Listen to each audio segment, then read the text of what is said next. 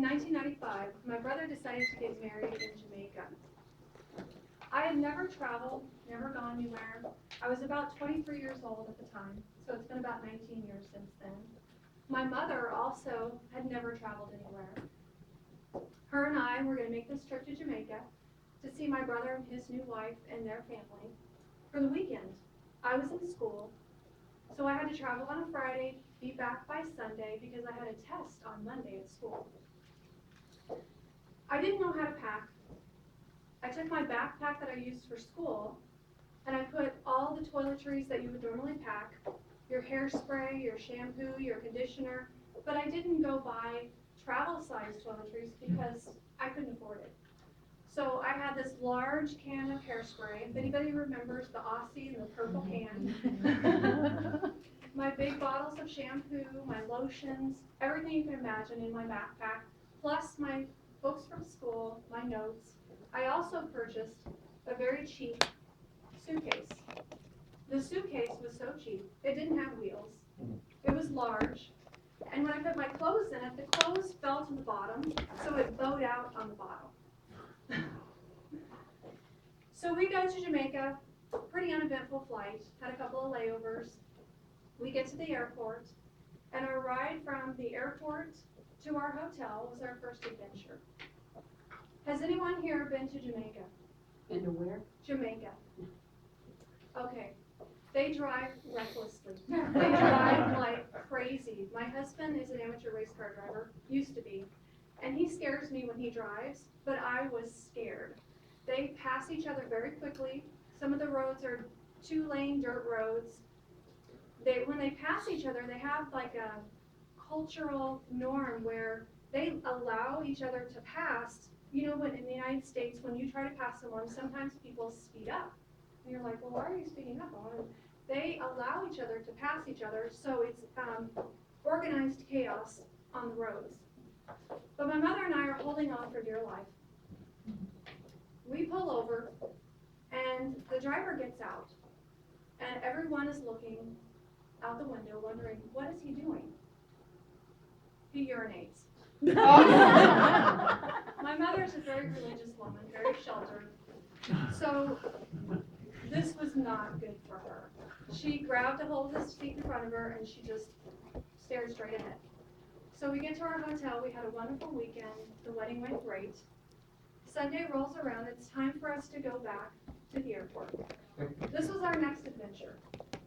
We begin driving back to the airport and it starts to rain, very heavily. Traffic stopped, the roads are flooded. We find out that ahead of us, the roads are flooded out. So we're crawling along, we finally get to the airport, we miss our flight. So they told us, you can go on standby, you'll probably get out tonight. So I have my backpack, I have my suitcase with too many clothes, lots of trinkets that I purchased, and I'm wearing a pencil skirt. For those of you who don't know what a pencil skirt is, it's tight, this was long, and I couldn't make long strides with my skirt. So we are going on standby with a lot of other people that are also going on standby, have been and missed their flight. So we're in a rush. I don't have wheels on my suitcase, so I'm running like this, trying to get to the next terminal. When we go through to each terminal, we have to stop at a security checkpoint. I had a very small container of sand and rocks that I had got from the beach, and every time I went through a checkpoint, it beeped. So they had to open up my suitcase and go through my suitcase every time. So we didn't make it on a plane that night. They told us they would hold us up in a hotel that night, very nice hotel we stayed at. The next day we got up, went back to the airport, same thing, terminal to terminal. We didn't make it on standby that day either. At some point in time during that day, I noticed that my back was sticky and wet, and I realized that my can of hairspray had leaked out all over my books, all over my notes, and my backpack.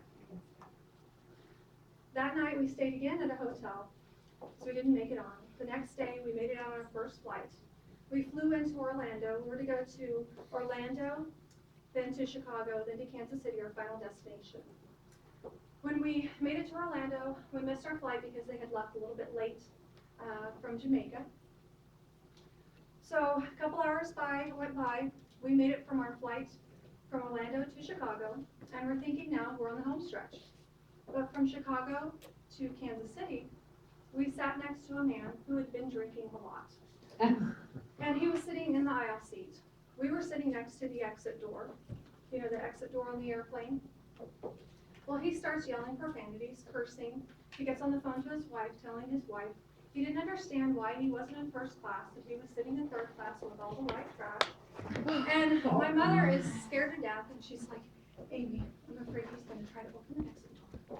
And I said, Mom, we're fine. He's not going to open the exit door. So we finally get to Kansas City, and the men that's sitting behind us, they hold him back so that we can get off the plane safely. So we get to the carousel. My luggage does not arrive. My mother's luggage, however, arrives. The next day, they deliver my luggage to my house, and I'm thinking, okay, this trip is over, done. I had this weight off my shoulders. I'm never going back to Jamaica. Well, I get a bill in the mail a few weeks later for the hotel that we stayed at near the airport. They were to cover it, but they didn't. So I fought it for a couple of months, and they did reimburse me.